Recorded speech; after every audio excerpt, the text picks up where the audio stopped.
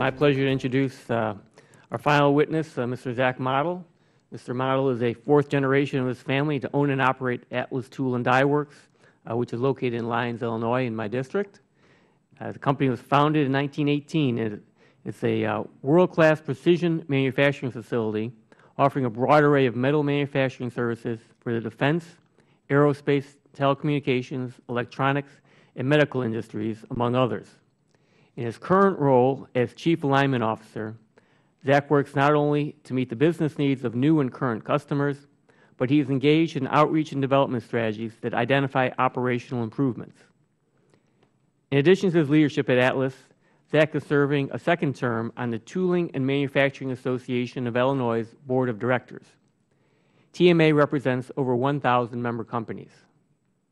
In 2011, he was elected by the board to serve as TMA's chairman. I've been to Atlas a number of times. I'm always impressed with the work that they are doing, and I appreciate hearing from Zach about the difficulties that small manufacturing businesses are facing in America. It's my pleasure to have Zach testify today and offer his perspective on the need for a national manufacturing strategy. With that, I welcome Zach Mottl, and I yield back. Good afternoon. Thank you very much, Chairman Bouchon, members of the committee, Ranking Member Lipinski, for providing me the opportunity to speak before you today. Manufacturing is a subject very near to my heart. I am the fourth generation of my family since 1918 to own and operate our business, Atlas Tool and Die Works. I'm also the Vice President and co-owner of ABET Industries as well as AccuShim, Inc. The businesses are located in Lyons and LaGrange, Illinois, in Representative Dan Lipinski's district. All three companies are my family's related businesses in precision manufacturing. We make various parts and assemblies for defense, aerospace, telecom, electronics, medical, and industrial industries. Together, we employ around 80 people. I also serve as chairman of the Tooling and Manufacturing Association of Illinois. TMA represents 1,000 small and medium-sized manufacturers in the Midwest, and together we employ around 30,000 skilled workers. As an advocate of the critical importance of a healthy and growing manufacturing sector in any national economy, I'm here to support passage of the American Manufacturing Competitiveness Act of 2013. I commend Congressman Lipinski and Congressman Kinzinger for their great bipartisan work on this legislation. I think it's great that the administration and Congress are also working to advance manufacturing policy. After all, we really haven't had a national manufacturing policy since Alexander Hamilton's report on manufacturers in 1791. One thing that strikes me about this bill is that it makes no assumptions of the best path forward to ensure America is the global manufacturing leader. That's important because there's so many diverse opinions. We've heard from other experts that various things that the manufacturing sector might need. Some people feel free trade's a problem, others say it's tax policy or energy policy. Still, other people say it's fine and nothing's needed. With all these opinions, it's difficult to develop a path forward and a much-needed national manufacturing strategy.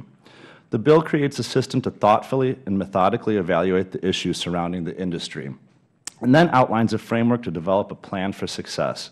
As a business owner, I know planning is critical. Plan, execute, review. That's the basic core of any good business model. But unfortunately, when an organization doesn't operate with a plan, what happens is a plan to fail. I also support the administration's efforts in launching the National Network for Manufacturing Innovation. As you know, most of the innovation occurs at the local level, and it's realized by small and mid-sized companies in small steps at a time as part of their processes. However, there's some critical components we need from government to be successful. We need predictability and stability, especially in the areas of taxes and regulation. We need research and development tax credits to be permanent. We need a practical relationship between business and government.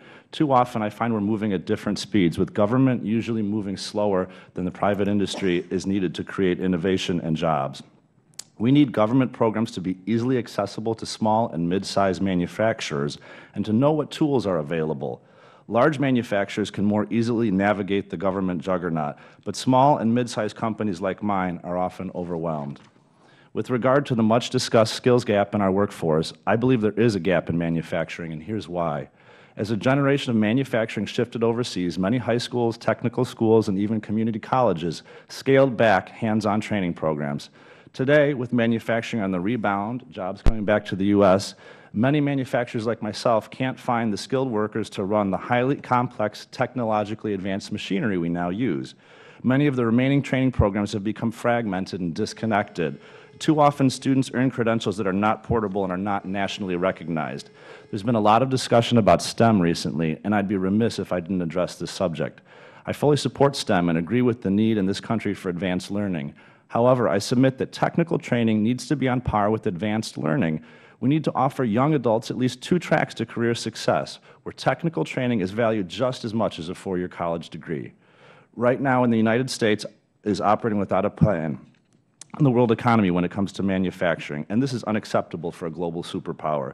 We simply must be the world leader in manufacturing. As we heard, manufacturing is a critical industry and does generate a lot of wealth and a great multiplier effect. In addition, we've got good jobs that value skills, and you can find a lifelong career. It's critical to national defense, and additional facts are included in my written testimony. Many other countries understand these facts. They are constantly and actively working to court manufacturers to locate within their borders. We live in a world with many competitors. They're working to surpass the United States in many areas, and if we ignore what they're doing and neglect to create our own strategy, I can assure you they will succeed.